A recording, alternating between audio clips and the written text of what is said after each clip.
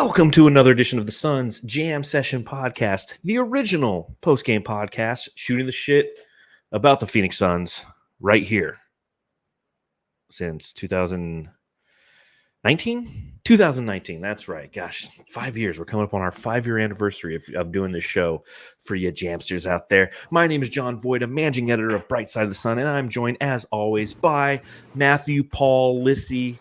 The policy, are we still going to try to make this thing happen, my friend? No, it died years ago. Yeah, I think the Jamsters are sick of hearing about that because, I promised them a lot and I failed. And that's probably my 100th fail for the Jamsters, so they're sick of me, dude.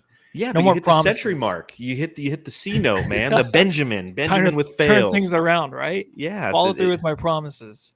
Jamsterdam. There's still some Jamolians out there.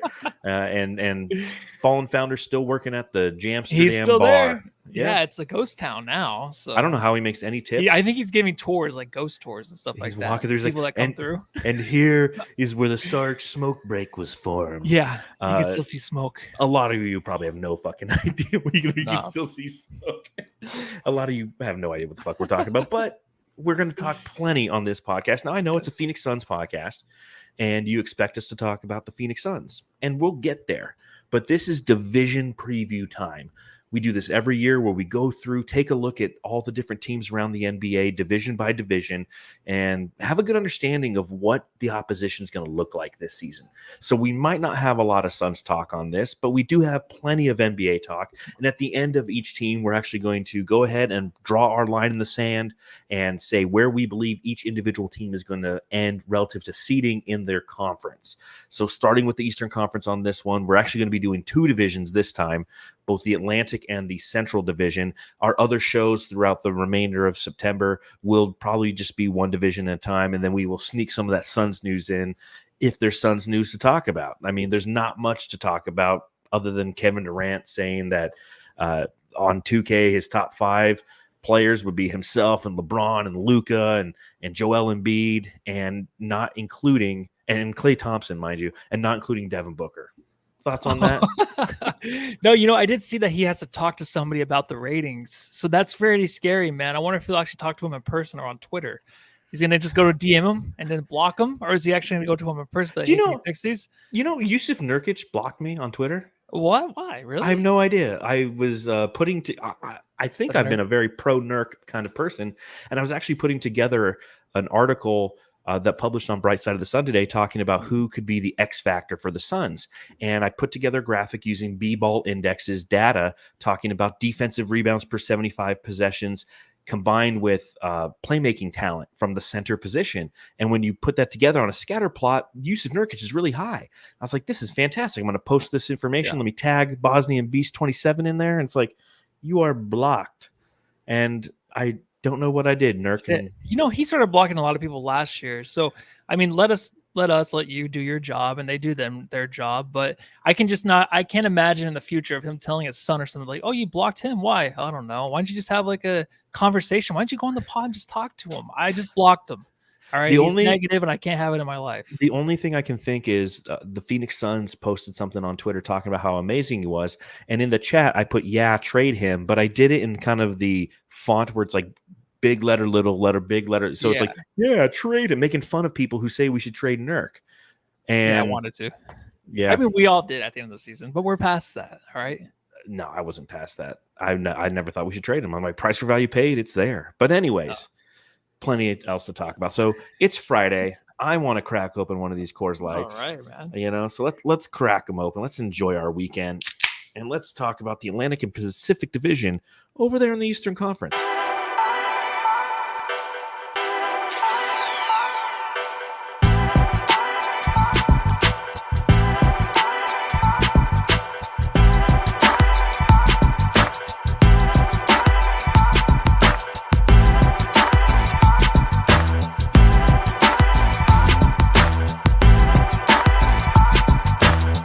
That's right. It's the Division preview time right here on the Suns Jam Session podcast, which is a good time to press reset and have a good understanding of who went where and how and what the projected starting fives are and yada, yada, yada. Now, I will say I will be pulling up graphics for those of you who are listening.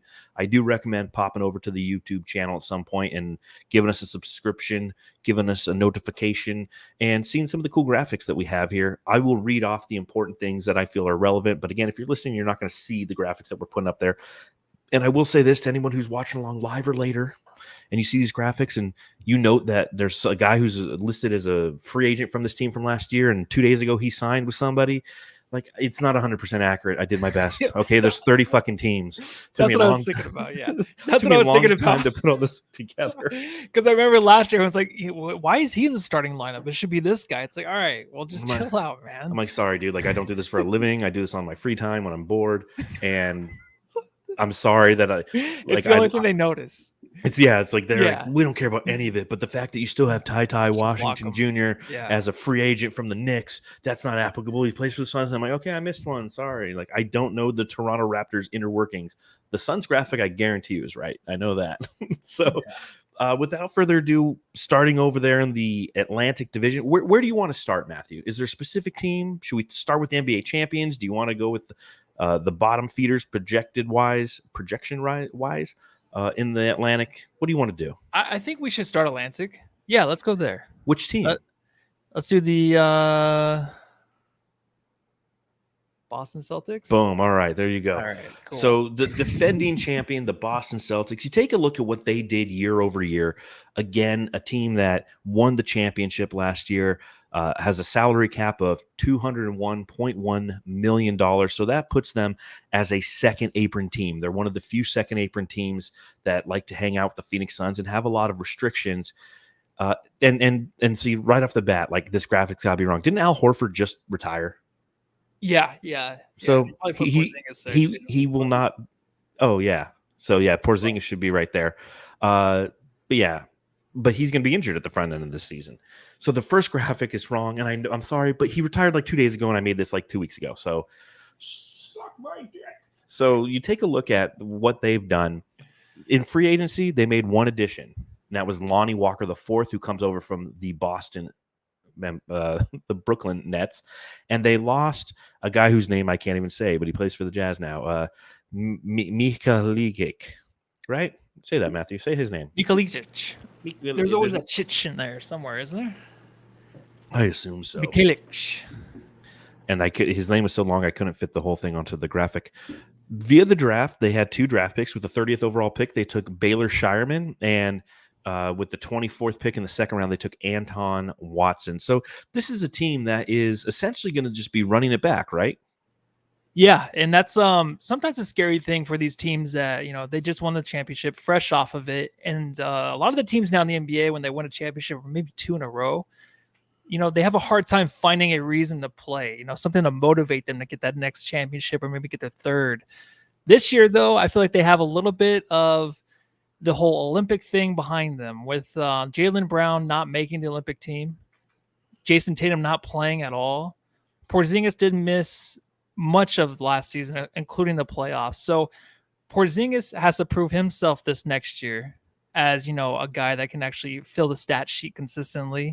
And those 2 guys, Jason and Jaylen, like, they still have to prove themselves. It's just so weird.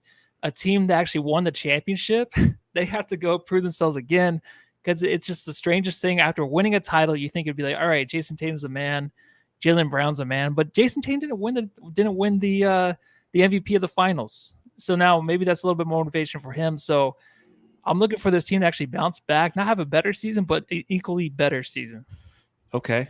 And real quick, confirmed, and I looked it up, and Hey.0 pointed out Al Horford didn't retire. It was just a rumor. So my first graphic is correct. Oh, I thought he was on a podcast and he said that. I swear. No, I guess not. Okay. And so says Jay says, what the fuck? It's 5:00 in the chat. It's Friday night. It's Friday. We're starting early. I want to go out to dinner with the family after this. So I thought but I'm not going to rob you guys of the content that you're here and you want, and you need, and just pump that shit to your veins. So you take a look at Boston overall, and I think there's going to be a lot of regression there. I honestly do.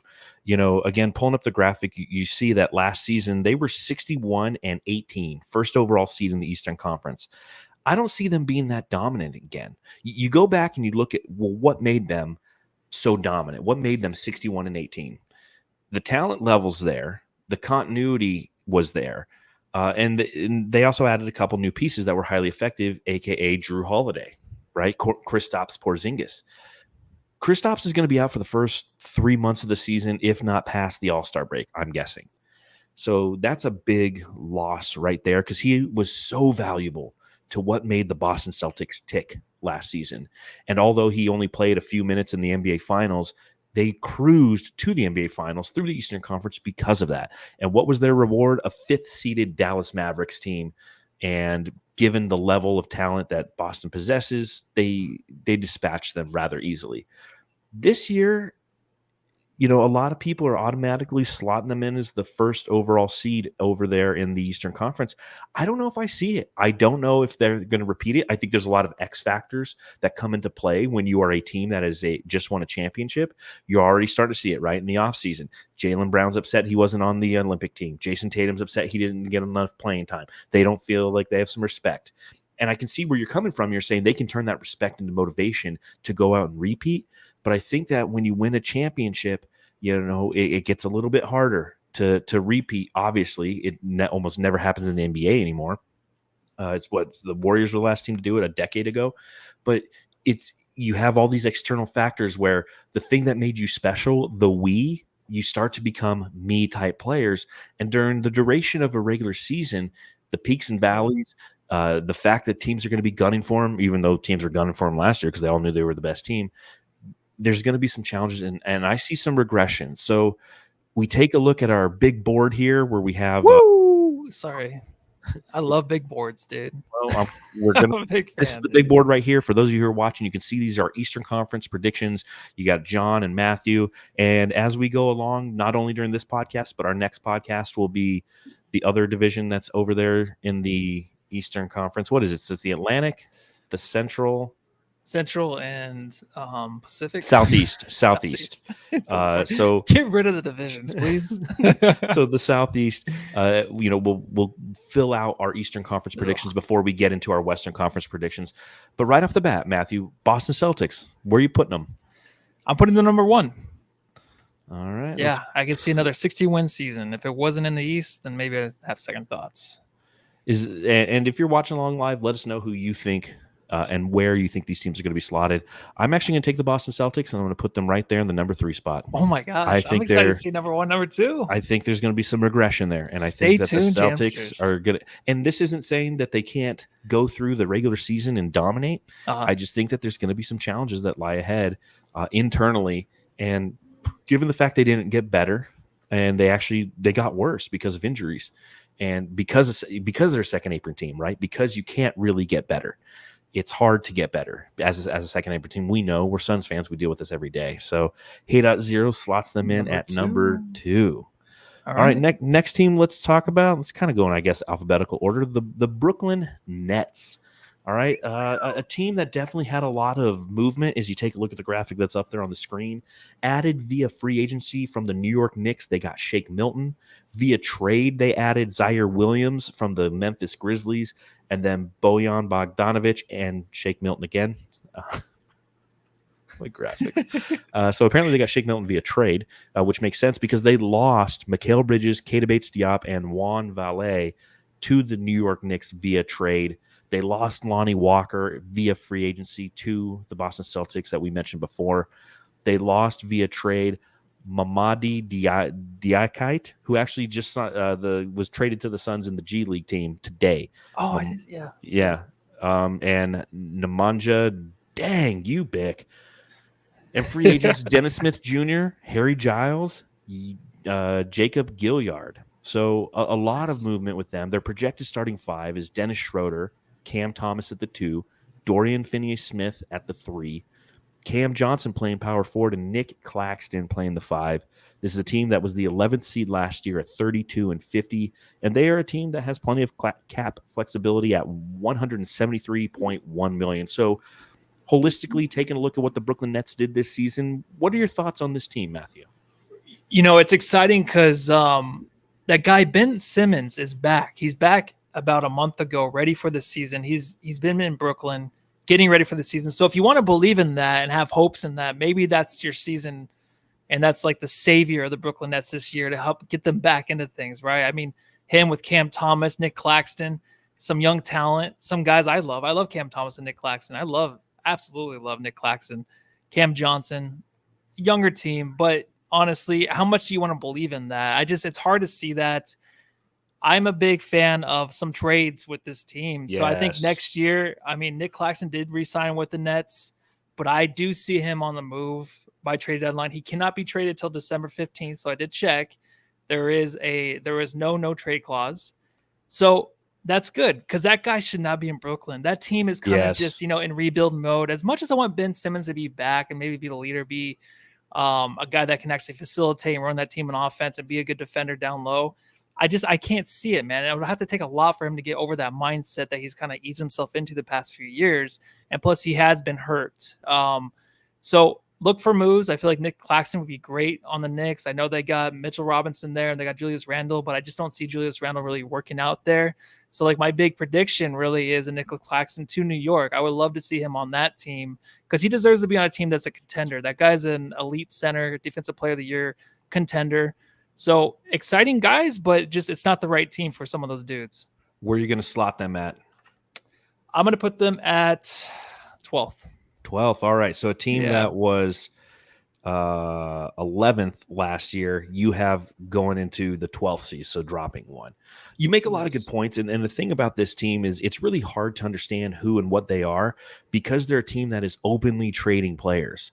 Like they've said, Dorian Finney-Smith, Cam Johnson, Dennis Schroeder, we're looking to move these guys this offseason. The challenge is some of those guys are overpaid. Cameron Johnson makes more than Mikal Bridges. I don't know if you knew that. But Cameron Johnson makes more than Mikal Bridges, and that's going to be a hard contract to sell. I think it's $23 million a year. It's right, but it's right in that range. And this is a team that you truly don't know what you're going to get to begin the season, and a team that you have no idea who they're going to be come the end of the season. A team that's going to sell off pieces and parts because they're looking to completely blow it up. They're a complete rebuild team. And it's funny because this is a team that you really liked. Was it last year? It was last year. I chose Ben Simmons, comeback player of the year. Mikal Bridges is a really great number 2 or number 1 player on that team. But also, you also heard after the season that the coach was really focused on getting Ben Simmons into more involved and being the focal point of that offense, and something that Mikal Bridges was not a fan of. So, yeah, I was. Definitely, if you want to go back. Yeah, our preseason jammies were dripping with Boston Nets black and white. I had 3 Nets. That's you weird. did. That's weird. And as David, one of our elite jamsters in the chat says, he goes, top 5 worst logo in the league. I agree with that. It's so basic, man. Again, as I go through and I make these graphics and I do the color schemes to match. It's just black and white. The font that is Brooklyn Nets is lame. I like the black and white. The Spurs because they can always add those colors whenever they want, which is cool. I've always been a fan of their uniforms, kind of. So I'm yeah, I know you have, and I know I haven't. I'm one of those guys. You are one of those guys, but we still love you. But yeah. I don't have much more to say about Brooklyn. I don't know what to expect. Again, the 11th seed last year. I'm going to slot them down in 14? I think 13th is where I had 13th? Them. Okay. Double check my notes. Yeah, Brooklyn. You can't change it. Are you going to share this? No, okay, so I can't get in there. No, you cannot get in there and change mine. This. Okay, this is last day of the season. Oh, look, I was spot on. You're a guy. I nailed everyone. Erase the tapes. Yeah. All right, a team that is definitely got a lot of hype going into the season. A team that when I interviewed Ronnie 2K, he said is going to win the championship this year. That's right. The Philadelphia 76ers, a team that is in the first apron relative to total salary at $183.8 million. A team that finished with the 7th overall seed last year. 47-35 was their final record. So here's what they've done. Let's talk about what left. DeAnthony Melton, gone. He's a Warrior now. Cameron Payne, gone. He's a Knick now. Nicholas Batum, gone. He is a Clipper now. And Buddy Hield, gone. He is also a Golden State Warrior. Incoming via the draft, they got Jared McCain at the 16th overall pick and Adam Bona, which is a great name. I would love to have him on the Suns. Just to who knows what I could do with that Bona drop. But he was drafted with in the second round with the 11th overall pick. They added Eric Gordon from the Suns, Andre Drummond from the Bulls, Caleb Martin from the Heat, and Paul George from the Clippers. So their starting five projects to be Tyrese Maxey, Kelly Oubre Jr., Paul George, Caleb Martin, Joel Embiid. All that put together, Matthew, thoughts on this Sixers team and how far they can go? I'm pretty high on them, and I think there's only one reason really, and I think it's Tyrese Maxey. I've always been a big fan of him, and I think that he's a perfect piece next to Paul George and Joel Embiid to really push this team. He's very aggressive, very passionate. Embiid is passionate, right? But at times it just seems like lately he's kind of given up. At times in the playoffs, that's what he's known for. But also at the Olympics, he had some great games there. It might bleed over into the season. I'm a big believer in that. So it might help him. And then also Paul George, who I always thought was always in the past 2 or 3 seasons an MVP candidate, but due to injuries, due to just weird team situations, he just was never that guy. He has the opportunity to be. But I'm going to go out, and I know Ronnie 2K said he picked them to win the championship or just be in the championship. Win it? He said win it. I hope that'd be awesome. I hope they do. I think it'd be great that Suns don't win. I really think that a top 5 candidate this year for MVP would be Tyrese Maxey. I think he's going to I think he's going to he's already been blossoming, but I think this guy can feed off of those guys, Paul George and Joel Embiid, but he's going to be the most consistent guy out there game to game. Those other guys are going to miss games. Agreed. And he can average 28 points, 8 assists, 5 rebounds, great shooting percentage, maybe get better from 3 this year. He kind of fell off last year below 40%. But he has an opportunity there he's not going to win the MVP. I'm just going to say he's going to be in the MVP conversation at times just because he's going to hold his own. He's going to be on the court. He played 70 games last year. But he's a guy that can definitely fill up the stat sheet, play with aggression, have those highlights, always keep the Sixers in the news. They're always going to be in the news. And just keep those guys afloat. And I know Paul and Joel will have those stats. Joel is a former MVP already. But there's just some kind of narrative out there where if this team is a second seed, which, sorry, I already spoiled it. Oh, I just think that he'll be in the conversation. I really like the dude. Let's go ahead and put second seed in for Matthew there. He spoiled it before I had an opportunity to ask him.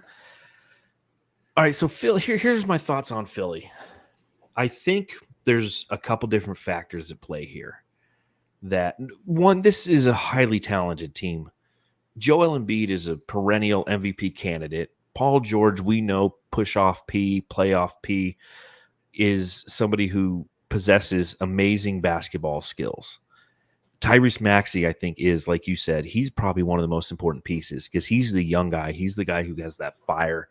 He's the guy who can score on all 3 levels and is going to most likely be the most durable member of this team.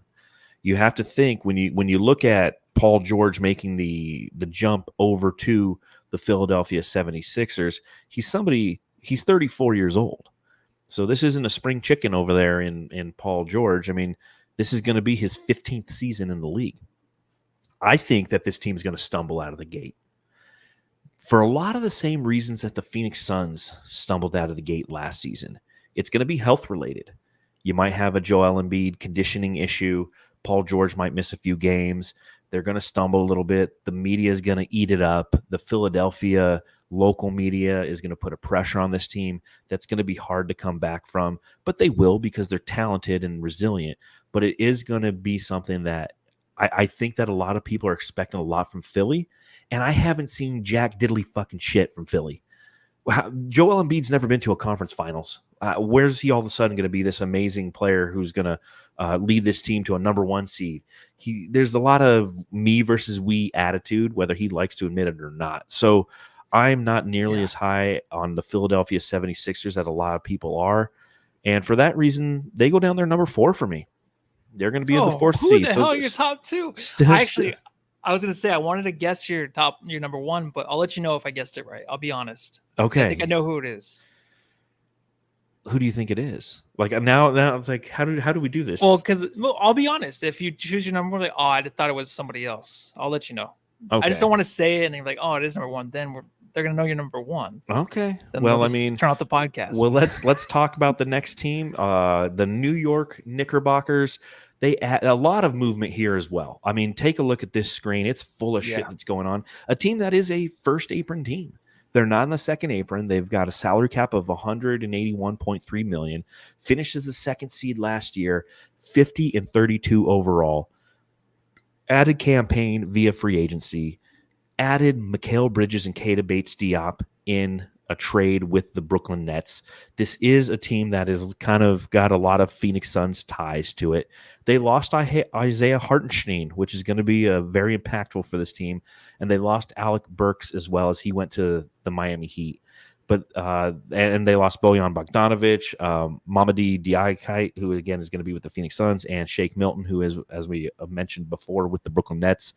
And they have three guys who haven't been signed, at least at the time that I made this: Daquan Jeffries, Charlie Brown Jr., and Dwayne Washington Jr.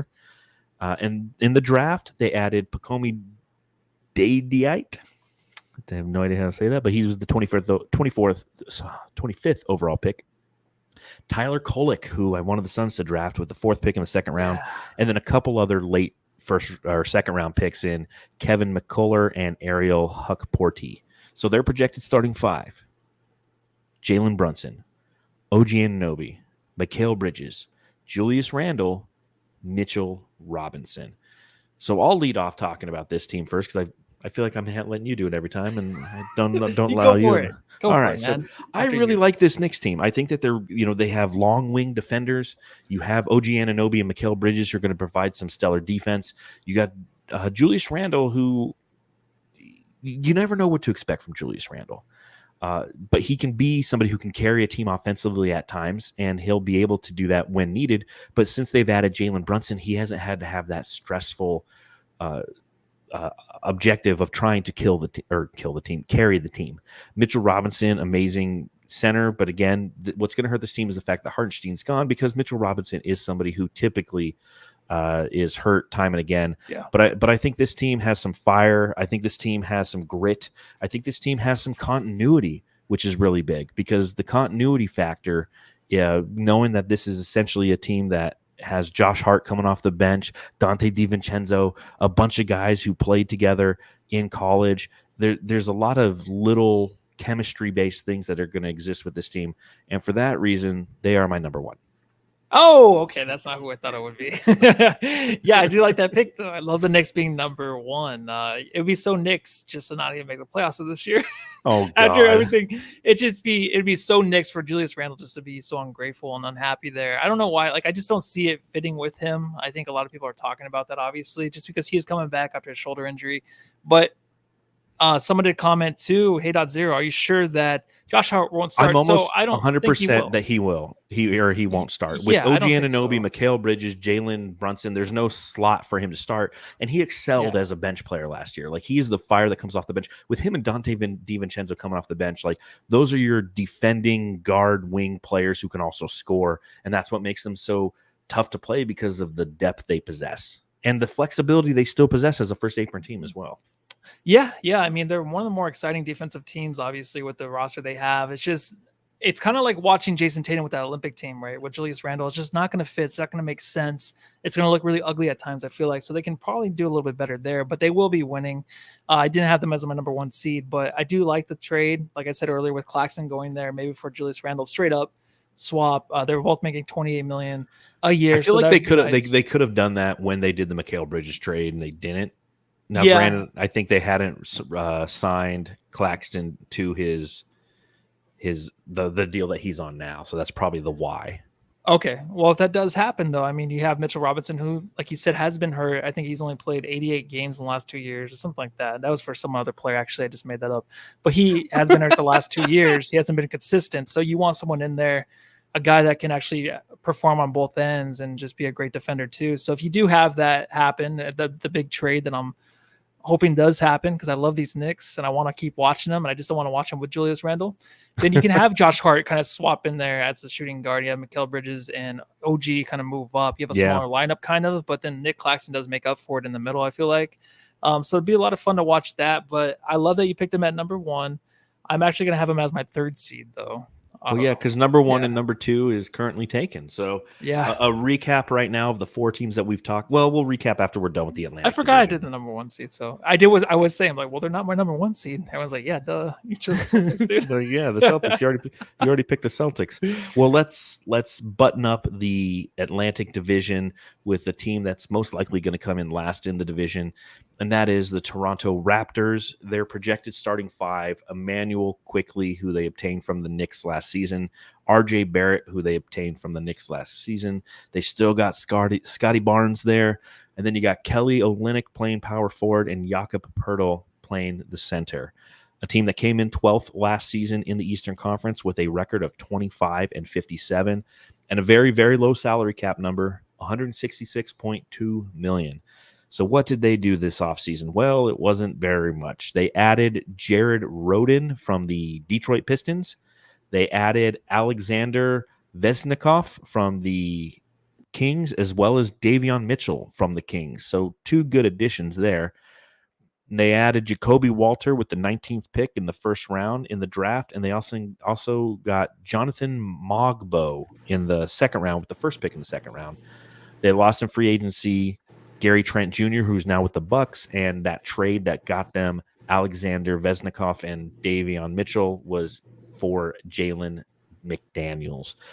So we know that this team probably doesn't have a lot of opportunity in that Atlantic division. It's a tough division with Boston and Philly and New York in there. The one question is, are they going to be better than Brooklyn? What is your take on the Raptors, Matthew? Not much, honestly. I do think, though, that you put him in that Cooper Flag category, right? Yeah. Like next year, like that's a guy they got to really focus on trying to get. Scotty Barnes did have a better season last year, finally making an All-Star game.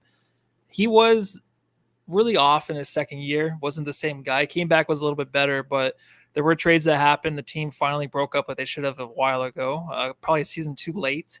But now that they're broken up, now that they have a team that's kind of just in rebuild mode, it's painful to even talk about them. The only thing that makes me a little bit more happy and excited is maybe Cooper Flag coming there to save the day. But I have them as my 11th seed out east. And it's like the 11th, 12, 13, 14, 15th, like 12, 13, 14, 15. They're kind of close. I feel like it's just by 1 or 2 losses. Yeah, I'm not with that much. I'm with you there. I don't have a lot of faith in Toronto, but for me, I have them slotted in as the 10th overall seed because I just think that they're in the Eastern Conference. There's some worse teams, but I don't have much to say about Toronto. I really don't. They're the Toronto Raptors. They don't have a lot of depth with their team. You take a look at the payroll; it's understandable why. They won the championship. They held on as long as they could. I feel like this is a team that really fumbled the opportunities that lay before them because they had an opportunity to trade away like Precious Achiuwa and OG Anunoby and Pascal Siakam, and they got stuff back, but they didn't get enough, in my opinion. And so we'll see how that plays out. Looking at how we have the Atlantic Division currently seeded, Matthew has the Boston Celtics as his first overall seed in the Eastern Conference. The Philadelphia 76ers coming in second. The Knicks coming in third, and then he has the Toronto Raptors as the 11th seed in the conference, and the Brooklyn Nets at 12. Looking at my picks thus far, I have the Knicks first overall seed. I have the Celtics third overall seed. The 76ers slotted in at number 4, and then I have the Raptors in 10th and the Nets in 13th. And now, a word from our sponsors. Oh, wait. We don't have any. Unless you're listening. You're hearing. You just heard some ads. And we're back. And we're back. All right. Well, now we're going to go ahead and talk about the Central. Forgot to put nephew Kyle. Forgot to put the ad in there. Come on, nephew Kyle. And we're back. And there's like no ad. I love those. Isn't that the best moment to listen to a podcast? When there's no ad. When they sit there and you hear the, or they're like, and now, let's take a break and then we'll come back. And then it makes the sound of going to a break and then makes the sound instantly of coming back from a break. You're like, yes, I know. That happens a lot. It's pretty good. It's pretty good. On purpose or not. All right. Well, let's talk about the Central Division. Let's start with the Chicago Bulls, if you will. A team that last season was the 9th overall seed in the Eastern Conference. They too have a very low salary cap number, $168.3 million. They made some moves, a couple interesting moves this offseason. One, with the 11th overall pick, they got Matas Buzelis, and I know I probably said that wrong, but this kid is actually really, really good. watching his pre-draft stuff. He's and then the spark that he has and the desire for the game. He's just somebody who's really interesting to see him get drafted and how he responded to that and how grateful he was. They added in free agency our buddy Sticks. Jalen Smith left the Indiana Pacers, is now a Chicago Bull. And they lost in free agency Andre Drummond to the Sixers, Javonte Green to the Pelicans, and Henry Drell to the Blazers. They made a trade giving up DeMar DeRozan for Chris Duarte, and there was a ton of other stuff in there, but that's ultimately how it fell. The chips fell on the table. Chris Duarte is now a member of the Chicago Bulls. DeMar DeRozan is not. And they gave up Alex Caruso to the Oklahoma City Thunder, and they gained Josh Giddey. So that makes their starting five Josh Giddey, Kobe White, Zach LaVine, Patrick Williams, and Nikola Vucevic. I'll go first on this one. I guess we should just take turns, right? Yeah, who went first last time? Me? Yeah, you did. Yeah, you so the Bulls are another one of those teams that is very, you mentioned it earlier, Matthew, when we get to the back end of the Eastern Conference, there's going to be some teams that might be separated by a game or two relative to total standings, and that's where they're going to slot in. But I see this team very much like the Toronto Raptors, a team that doesn't have a lot of direction, a team that when I go through and I create these graphics and I'm researching trades and who went to where and how, you go to a page and you see their trades and you're like, oh, they actually made a couple trades. All right. They got Josh Giddey. They got Chris Duarte. It's like the last time they made a trade was like 2021.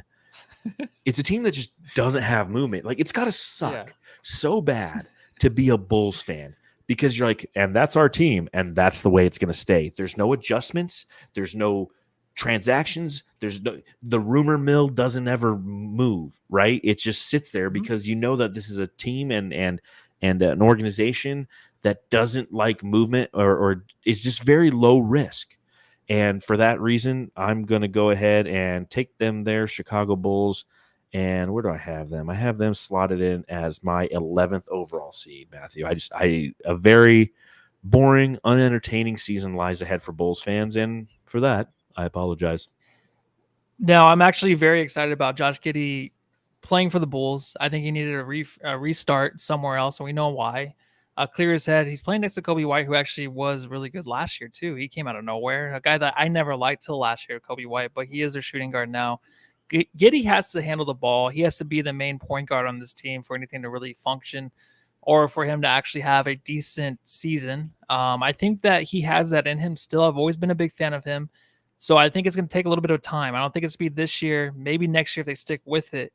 But this year, I think it'd be a little bit more exciting. I think Zach LaVine, he obviously needs to take another step, but I don't know if he can. I don't think he's that guy. I think he is below like that tier of the Bookers and all of them, right? I don't think he really stands out and has those big games anymore. His attitude and stuff when you see him in interviews just doesn't rub me the right way. There's just something off about the dude. But I really always do like has Giddey. Been, right? Yeah, that's always been a little weird. Like I just don't know what it is. It's like, is he on heroin? I don't know. He does have kind of a heroin face. he does a little bit. Breaking news on the Sun's Jam Session podcast: Zach LaVine, heroin face. Yeah, coming up at 9. Help. Yeah, him and Post Malone, get those guys some help, right? Everyone's always worried about Post Malone for some reason. It's like he's a rock star out there making country albums and such. Like he needs help. Look at him shaking. It's like, dude, he's on stuff. So what? Patrick Williams, though, bummer season last year. I think a lot of people thought he would probably progress a little bit and towards favorably on the offensive end. Just didn't really happen. But it is the Bulls. It's like such a weird functional relationship between them and the fans. It's just there's always hope with those fans still, but they're always just so let down. But I think they have a little bit of a bright spot with that backcourt. I think it's going to be fun to watch, but I do have them as they were 9th seed last year, but I have them moving up just a little bit to the 8th seed this year, just because it is the East. And I could just see them going on runs and maybe getting to a groove mid-season. They give me the runs. It's going to be the most I would kill for one of your bowel movements. One of the interesting storylines, obviously, through this season will be how Josh Giddey plays in that team, knowing that OKC was an amazing team, and he never kind of fit with it because you had Lou Dort, because you had Shai Gilgeous-Alexander. Yep. He really didn't have his place. This is going to be a place where this is going to be a make or break kind of place for Josh Giddey. I mean, I think it's just as simple as that. Yeah. All right, moving on down the line. I'll let you talk first about the Cleveland Cavaliers. All right, another team. Not a lot of crazy movement. That's what's kind of crazy about this team. They're wicked under the salary cap. I think of the last three teams we've talked about, Toronto, Chicago, now Cleveland, their salary cap number is only at $161.2 million. They have the lowest of those three teams. It's a team that was the fourth overall seed last year at 48-34. They added Damian Jones, former center for the Phoenix Suns for like half a season, who comes over from the Jet. This can't be right. They got him via trade. Oh, they were part of that big trade. But they got Damian Jones from the Jazz. They drafted Jalen Tyson, 20th overall in the draft. But Isaac Okoro, Damian Jones, I guess they lost him in a free agent. They traded and they let him go. That's exactly what happened. Marcus Morris, Pete Nance, Isaiah Mobley. There's a lot of names that they just – this is – I remember as I was creating these graphics, I was like, what the fuck are the Cavs doing? Nothing is the answer. Nothing, I say. Darius Garland remains their point guard. Donovan Mitchell remains their shooting guard. Max Strus, Evan Mobley, Jared Allen. That rounds out the starting five. Taking a look at this team, Matthew, what do you think of the Cleveland Cavaliers doing pretty much nothing? Well, it's just a nothing place. It's a place where no one really wants to play, and that's Donovan Mitchell signing a 5-year. What is he making? $50 million a year now there. Signing it, but not really convincing us that he wants to play there. That's kind of just the attitude. It's always been there since LeBron. It's hard to get stars there. It's hard to get a decent lineup where you just don't have two bigs. Where Evan Mobley and Jared Allen, I'm pretty surprised. I'm actually really surprised they're still going to be the front court there in Cleveland. Going last year, they lost in the second round. The year before that, lost in the first round. Now they have a new coach in Atkinson, so maybe they're trying to switch things up. But there's always just something like they're missing one piece. There's always that thing every year, a couple times a year, where it's like, Cleveland, are they going to make it? Can they get to the conference finals? Is this a team? Because they have like the right pieces, I feel like, right? Darius Garland, he's a good point guard. He's an all-star now. Donovan Mitchell, all-star. Jared Allen, Evan Mobley, like they're great. But also Jared Allen, I don't know if the Cavs fans like him anymore either, because I feel like he's kind of wussed out a few games last year, didn't really show up for the team. So it's just kind of a weird dynamic there in Cleveland where it just seems like they might fall and continue to fall until they change things up. I just don't like the fact that Donovan Mitchell just probably wants out of there. He probably wants to New York. And the only way for that to happen is a Julius Randle trade with OG Anunoby or something to get him there just because he's making so much fucking money. Yep. But I don't know. I don't like it. But being the East, I had them as my 4th seed, man. So you have them essentially doing what they did last year, somehow, some way, surprising us and slotting them in as the 4th seed because it's the East, right? So your top 4, the teams. Yeah, I don't like this division either. I don't like the division. Yeah, it's icky. It's icky, right? They're a division winner with like 49 wins probably this year. That's what I have them as. It's a very humid division. It's icky. It's sticky. It's kind of gross. It causes mosquitoes really and such. Dark. Yeah, it's not very bright. It's kind of dark. I have them falling kind of substantially. I have them coming in at the 8th overall seed in the Eastern Conference. And I think there's a couple different factors at play here. I think that this is a team that's primed to have some transactions occur. They have plenty of cap space. They're right on that precipice, right? Of like, we were relevant with LeBron. Post LeBron, we had some a couple down years and we got some talent. We took some of that talent and we traded it.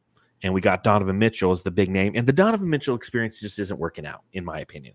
And that's just the Donovan Mitchell way, right? He's somebody who is an amazing talent relative to scoring, but he's such a one-way player. And he's somebody who just, until we see him win, I don't have faith that he can win. And that is clearly biased. I have a buddy who is a good, a big Cleveland Cavaliers fan. And he is so ho-hum about this season coming up for all those reasons that we mentioned, that it's a very stagnant team. They're like that stagnant water that causes mosquitoes. That's what the Cleveland Cavaliers are as an organization. They're just stagnant. And somebody needs to go and just take a rock and throw it in there and cause some disruption that results in something that's a change of direction for that organization. So for those reasons, Cleveland, that's where you're going to be. You're going to be right there in the number 8 seed for me, number 4 for Matthew. All right, next up, a team that went to the Eastern Conference Finals last year, the Indiana Pacers. They finished 6th overall, 47-35. in the Eastern Conference, but again, did make it to the conference finals. A salary cap number of 173.7. They added James Wiseman in free agency from the Detroit Pistons, Cole Swider from the Miami Heat. They drafted Johnny Furphy in the second round, Tristan Newton in the second round, Enrique Freeman in the second round. They lost a couple players. They lost Jalen Smith. He went to the Bulls. They lost Oscar Tshiebwe. They lost Oscar to the Utah Jazz, and then Doug McDermott, Kendall Brown, Isaiah Wong, who actually was a member of the Phoenix Suns Summer League team, was still a pending free agent for the Indiana Pacers. So the Pacers are an interesting one with Tyrese Halliburton starting at point guard, Andrew Nebhard starting at shooting guard. You got Aaron Nesmith, who came over from the Celtics a couple years ago as their starting small forward, Pascal Siakam at power forward, Miles Turner, who will I'm saying it right here, right now. Miles Turner will be a member of the Phoenix Suns, just like Thaddeus Young was, like the year before he didn't play in the NBA anymore. But Miles Turner is their starting center. It's a team that has talent, a team that has a lot of they have a lot of tenacity. I think it's the best way to describe them. Tyrese Halliburton's an all-star. He's now a gold medalist. Although he didn't do much to contribute to that, doesn't matter. He was on the team. He won the medal. They're a really good team. But they ended as the 6th seed, and they got hot, right? That's who they were. And Tyrese Halliburton potentially could be one of those players who's going to have that Olympic gold glow where he went to Paris this offseason, hung out with these amazing stars this summer, comes back and has a level up relative to his total play. And he's going to make that team better. And the Pacers, again, 6th seed last year, they were somebody who I know that when we played them, it wasn't fun in any way, shape, or form. But they're going to finish at the 6th seed again this season, Matthew. That's my take. I like your take. Take it. I will hit on that Olympic thing with Halliburton because I don't know if he actually was paying attention or learning anything from those dudes. I'm pretty sure he was high the whole time. Because I feel like anytime I saw him, he was just smiling and grinning. So he was joking around, but he was enjoying his time, which he should because he's very new to the whole situation of kind of entering that class, not with the elites, but like just kind of being one of those better players, an instant all-star every year. But he's been better year by year by year. This year, I feel like, I don't know if he learned anything. If he did play more, maybe in the Olympics and just have those great games, and I'd be like, oh, okay, here we go. Maybe they can take the next step. But they rely a lot on him, and I'm really surprised that last year's trade, it actually worked out because I was scared when they made that trade because they started out hot last year to begin the season. Best offensive team. Then they got Pascal Siakam, and that's usually something that you want to do as an organization. You want to get on the hot streak. You're the young team. And then you add a player like Pascal. It's like, oh, this is a decent forward. Like, okay, like maybe we can make a little bit of an imprint on the in the playoffs, and they did. But they did get swept by the Boston Celtics in the Eastern Conference Finals. I don't really take too much from that, and it's so weird because I feel like one pod many months ago where I was like, once upon a pod. I was like, it sucks that the Celtics have to play the Pacers in the Eastern Conference Finals. Like they have these teams in the East that just. They don't deserve to make it out of all the NBA teams that are out there that lost in the West. Like, it just sucks to have them have to watch that matchup. And then the Pacers get swept.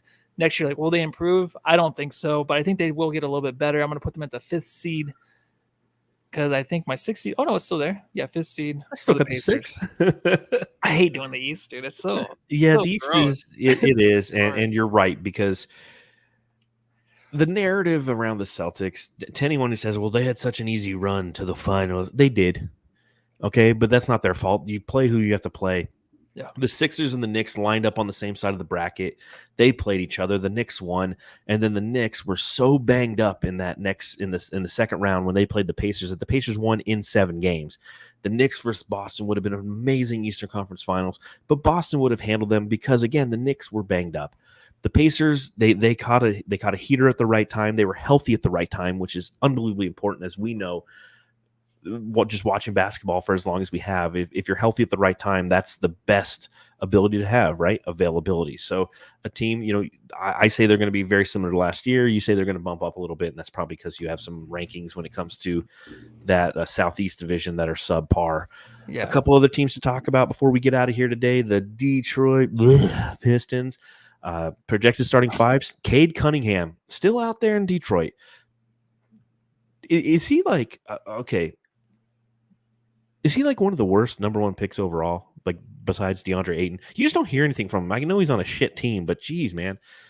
Yeah, I love Russillo. Did you see Russillo's quarterback comparisons to NBA stars or NBA players? No. Where he had Cade Cunningham, he compared him to Trevor Lawrence, and I love that because That's I feel good. like two of them, they're both studs, right? They come out of the draft. Was Trevor Lawrence number one? Yep. Yeah, he was number one.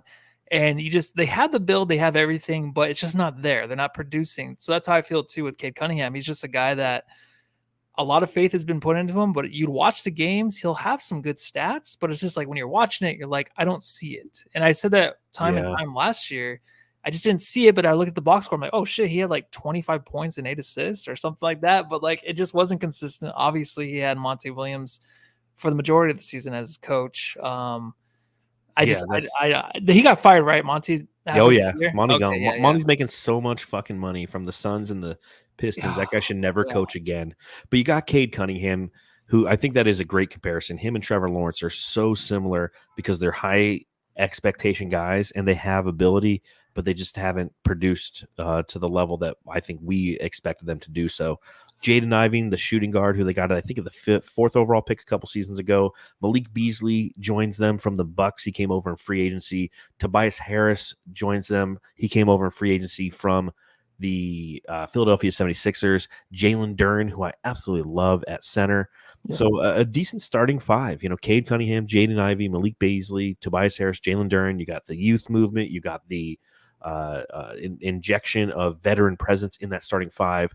A team that was last in the Eastern Conference last year, 14-68.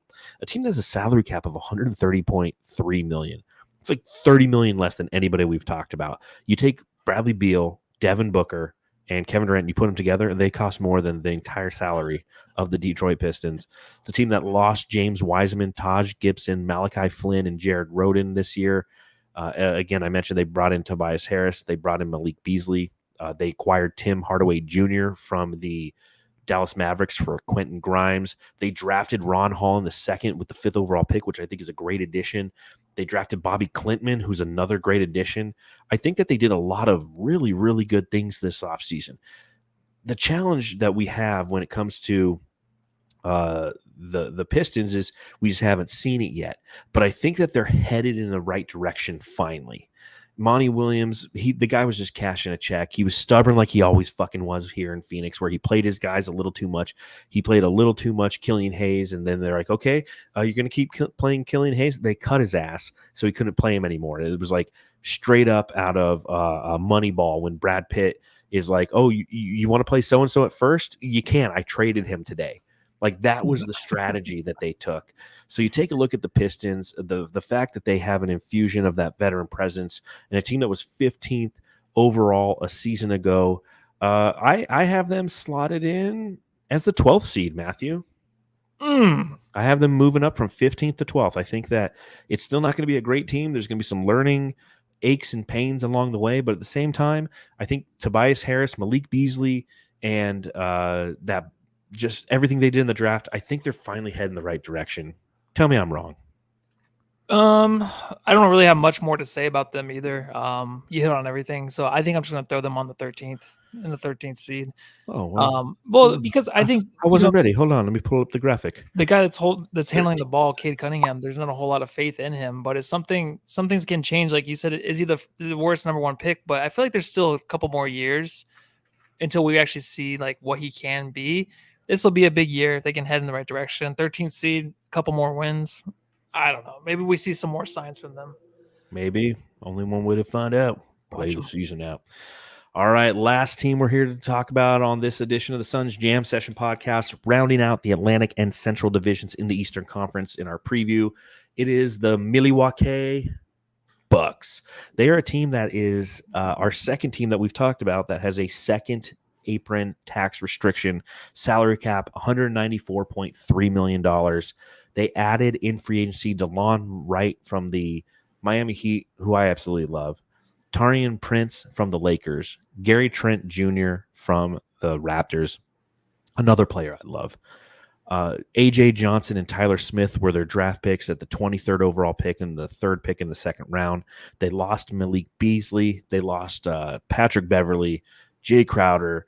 Giannis Antetokounmpo, Danilo Gallinari's retired, and they're starting five: Damian Lillard, Pat Connaughton, Chris Middleton, Giannis Antetokounmpo, Brook Lopez, third overall team in the Eastern Conference last year at 49-33. Matthew, what are the talk about the Bucks? I mean, because you already have your first, second, third, fourth, and fifth seeds committed. Talk to me about what you're seeing from the Bucks that has them less than a fifth seed. It's crazy because the 49, I feel like I started every team out that way. It's crazy to think That's this. crazy, man. It's the East. It's crazy. It's the craziest thing into the next craziest thing. A little less crazy. The Bucks did win 49 games. Bucks did win 49 games last year. That's what the Suns won. But the Suns were the 6th seed. They're the 3rd seed in the East. Yeah. So when I was doing the rankings, I'm like, you know what? I mean, I don't know what I believe in with this team. I mean, who can they count on? Middleton, he's missed 88, or he's only played. This is the guy I was talking about earlier. This is the 88 guy. 88 games in the last 2 seasons. He is in his 12th season, turning 33 years old. I mean, his game, obviously, he's a mid-range shooter. He's not really that much of a high flyer or anything like that. So I think he can have a game. But the injuries are starting to pile up with him, and they count on him a lot, especially with Damian Lillard still trying to figure things out with Antetokounmpo and his kind of like, I guess, his interviews, his comments, all that stuff, you know, about the team and how it just seemed like it wasn't the right fit from the beginning. I don't know how they ended up the 3rd seed. I think it just had to be because they are in the East. But 49 wins last year. I don't see it really getting any better. I'm not saying this is the end of Antetokounmpo with the Bucks, but I kind of think it might be the start of it. I just don't think the fit. Obviously, we saw it last year. It's their first year together with Lillard and Antetokounmpo. I don't think it's going to work. I think they need more defense. And I think, obviously, that you saw Lillard, he was working out with David Goggins, my man, in this offseason, maybe to get his head straight, his head right. So maybe that's a plus. But, yeah, I do have them as my number 6 seed this year. I just don't see it happening anymore. I think Giannis won his title there. I think he moves on from this team eventually in the next few seasons. So the Bucks are an interesting case because, at least in my opinion, what they did at the front end of last season is fucking unexcusable. Getting Damian Lillard but giving up Drew Holiday was, and will go down probably in Bucks history, as one of the stupidest things that they've ever done. Because Damian Lillard's the back end of his career. He's never been a great defender. And you needed somebody who could assist Giannis Antetokounmpo. And they saw the scoring, but they didn't see what he does on a defensive end. And they didn't appreciate what Drew Holiday did.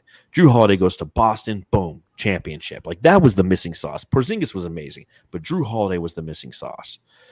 So you take a look at the chat. Hey.0 said this a while ago. He goes, Voida will slide the Bucks in as the 2nd seed, which I do have sitting out there available. And I'm sliding them in to the 5th seed. Oh! I do not believe in the Bucks this year. The fact that I have them as a 5th seed, even that is probably, like, I like the fact that you slotted them in as the 6th seed, because I don't see it with them. I see turmoil ahead. I see injuries. I see Damian Lillard not playing a ton. Because of his age, because of his injury history, and the issue that they had last year, a lack of chemistry. They fired a coach. They went through like 3 coaches last year. They had a coach, and they fired him, and they got another coach, and they fired him, and then they brought in Doc Rivers. So, I mean, it's literally a team that is going to do anything but blame the front office for how they constructed this team. A year older for Damian Lillard is not a good thing. Giannis is still an amazing talent, but Giannis is and always has been a limited talent. He's not somebody who can score on 3 levels. He scores on 1 level, and that's at the basket. Now, he's elite at that, like one of the best we've ever seen at getting downhill, putting his head down, getting to the rim, but he can't shoot jumpers, and he can't shoot the 3-ball, and you want him to. So there's a lot of limitations with this team, and I do think that this is the beginning of the end of the Bucks, a team that robbed us of our championship. So there we go. So going, amen. Fuck the Bucks. So a recap thus far of our Eastern Conference predictions. Matthew has Boston number 1, Philly number 2, the Knicks number 3, the Cavaliers number 4, the Pacers number 5, number 6 is the Milwaukee Bucks. No one slotted in at 7th yet. So your highest Southeast team is going to be a 7th seed. 8th is the Bulls. Yep. No one in 9 or 10. 11 Raptors, 12 Nets, 13 Pistons, 14 and 15th seeds are open. Going to my side of the predictions, I have the Knicks as the number 1 overall seed. No one slotted in at number 2 yet. Number 3 is going to be the Boston Celtics. Then 4th is the Sixers. 5th is the Bucks. 6th is the Pacers. 7th is open. 8th is the Cavs. 9th is open. 10th is the Toronto Raptors. 11th, the Bulls. 12th, the Detroit Pistons. 13th, the Nets. 14th and 15th open. Good times, man. I love doing these. I do. It's funny because we get so, during the regular season, we're so enthralled with everything that is the Suns, and it's always kind of good to remember where the other teams are and to make it all relative, because I think about this a lot right now as we're preparing for the season. I'm writing articles for Brightside, and I'm looking at the positive things about the Suns and the deficiencies they have. One thing you realize as you go through and you talk about each one of these teams is that every team has deficiencies, right? Yeah. Correct. I thought you were just going to keep going. Oh, no, I'm asking. That was an open-ended question. Oh, okay. Well, yes, of course, every team has deficiencies. And when you look at the East, there's a lot of them. That's why, I feel like that 4 through 7 through 8 seed, it's going to be off by 4 or 5 wins, really. It's going to be super tight right there. That's why I have the 7th seed open, but it's that 7th seed can be the number 4 seed, number 3 seed. It's that simple. Well, again, we appreciate everybody who's hanging out with us. Make sure you subscribe, rate, review. If you happen to be on Apple Podcasts, go ahead, leave us a 5-star review. We truly, truly appreciate it. If you type in little notes, we'll read right here on the pod. We'll be coming to you again next week doing the Southeast Division. Maybe we do 2 at a time. I think that's good timing. It took an hour. So maybe we do the Southeast Division and then go into the Western Conference. Yeah, I couldn't do a whole Southeast Division podcast. No, it's pretty great. Clearly, you have your best Southeast Division team is a 7th seed. I doubt you want to spend a lot of time talking about it. So we'll talk about that. Maybe we'll go Southeast, Northwest on the next podcast. But everybody, thanks for hanging out with us, Matthew. Tell them what to do. Go love your family. Woo.